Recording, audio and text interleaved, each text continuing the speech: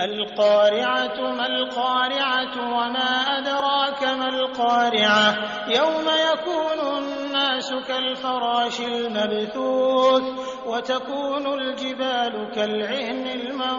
المنفوش فأما من ثقلت موازينه فهو في عيشة راضية وأما من خفت موازينه فأمه هاوية وما أدراك ما هي